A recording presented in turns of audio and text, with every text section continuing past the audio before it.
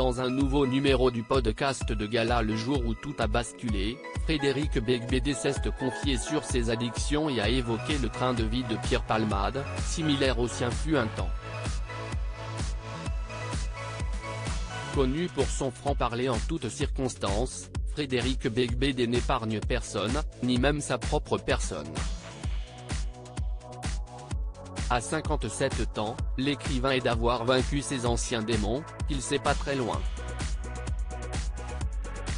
Ex-consommateur de cocaïne, il avouait le mois dernier sur France Inter qu'il n'était pas à l'abri d'une rechute car, selon lui, on ne guérit jamais d'une telle addiction. Aujourd'hui encore, invité par Gala à raconter le jour où tout a basculé, l'homme de lettres est revenu sur sa dépendance passée dans ce podcast et s'est comparé à une autre personnalité associée fatalement à cette drogue, Pierre Palmade. Frédéric Beigbeder sauvé grâce à son métier. Il dit de lui qu'il est son quasi-sosie.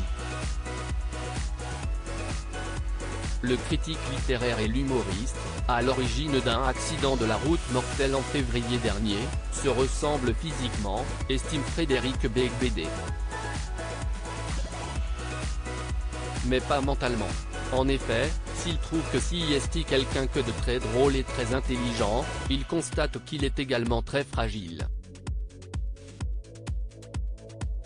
Le compagnon de la photographe Lara Micheli précise au cours de l'entretien qu'il n'est pas allé aussi loin que d'autres de ses copains qui étaient plus en danger. Il ajoute « J'ai toujours eu un instinct de survie parce que j'avais l'écriture ».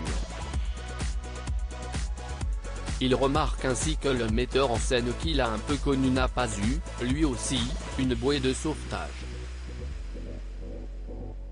L'écrivain donne son avis sur le train de vie de Pierre Palmade, qu'il a un peu connu en évoquant les comédiens, qui n'est plus sous surveillance judiciaire.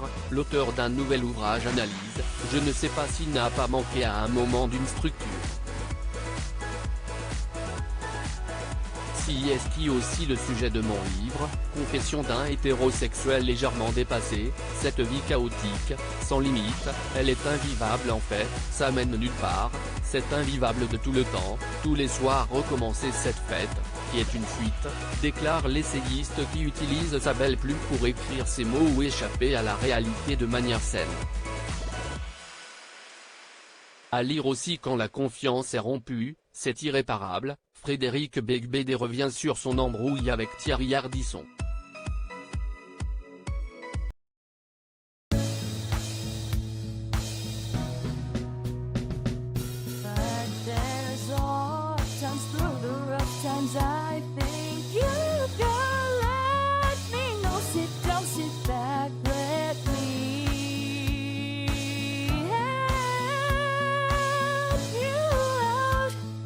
Just